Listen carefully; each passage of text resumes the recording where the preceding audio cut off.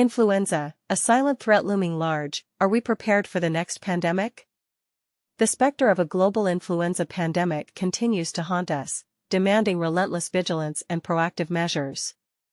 In a pivotal move, the World Health Organization's Southeast Asia Regional Office, WHO SEARO, recently convened its annual review of the Pandemic Influenza Preparedness (PIP) Partnership Contribution (PC) investments for 2025. Held in Colombo, Sri Lanka, from October 27 to 28, this hybrid meeting brought together a diverse array of stakeholders, including representatives from member states, WHO offices, partner agencies, and technical experts. But here's where it gets controversial. Despite significant strides, the region's preparedness remains uneven, with persistent bottlenecks threatening to undermine progress. A global threat, a regional response. Influenza is no ordinary foe. Its ever-evolving nature necessitates robust surveillance, rapid access to countermeasures, and fortified national preparedness. Aligned with the PIP framework and WHO's Global Influenza Strategy 2019 to 2030, 9 countries in the Southeast Asia region, excluding Thailand, are implementing High-Level Implementation Plan 3, HLIP 3, work plans. These initiatives aim to build and sustain core capacities for pandemic readiness. Yet, progress over the first 18 months of the current biennium has been inconsistent, averaging around 67% regionally. This raises a critical question: what's holding us back, and how can we bridge the gap? Highlights and hurdles, the 2025 review.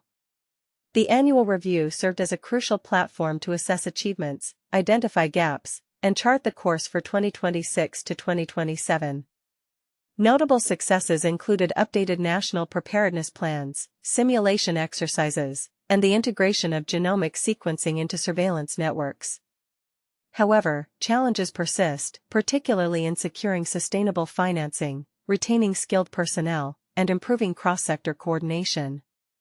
And this is the part most people miss: the evolving funding landscape poses a significant threat to long-term preparedness efforts. Global Insights, Regional Action.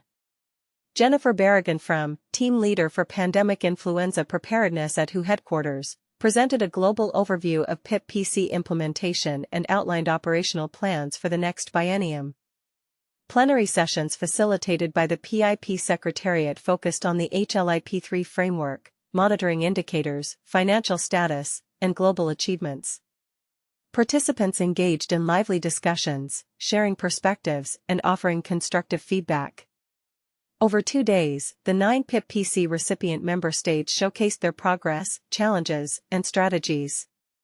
Sessions also addressed non-country-based work plans, such as regulatory readiness and community protection.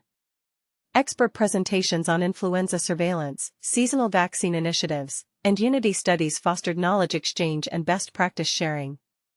Expert voices, charting the way forward. Dr. Pushpa Ranjan Wijsing highlighted the new realities of managing influenza and pathogen surveillance, emphasizing challenges and potential solutions. Dr. Farida Al-Hosani, chair of the PIP Advisory Group, and regional representatives offered tailored recommendations, underscoring the need to sustain core surveillance activities. The meeting culminated in a synthesis of lessons learned and priority actions, reaffirming SEARO's commitment to enhancing pandemic readiness. Key recommendations, a call to action. Based on the review, member states agreed on 3 critical priorities. 1. Integrate preparedness into broader health frameworks, embed influenza preparedness within national health systems, ensure sustainable financing, and align PIP PC investments with national priorities. 2. Leverage evidence and technical expertise, generate context-specific data to guide interventions and expand collaborations with WHO collaborating centers and research networks.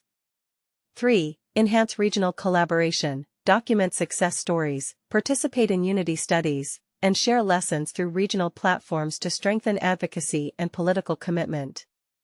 The million-dollar question: are we doing enough? As we reflect on the 2025 review, one question lingers: are our efforts sufficient to combat the next influenza pandemic? While progress is undeniable, the uneven implementation and persistent challenges suggest room for improvement. What do you think? Is the region on the right track, or do we need a bolder, more coordinated approach? Share your thoughts in the comments. Let's spark a conversation that could shape the future of pandemic preparedness.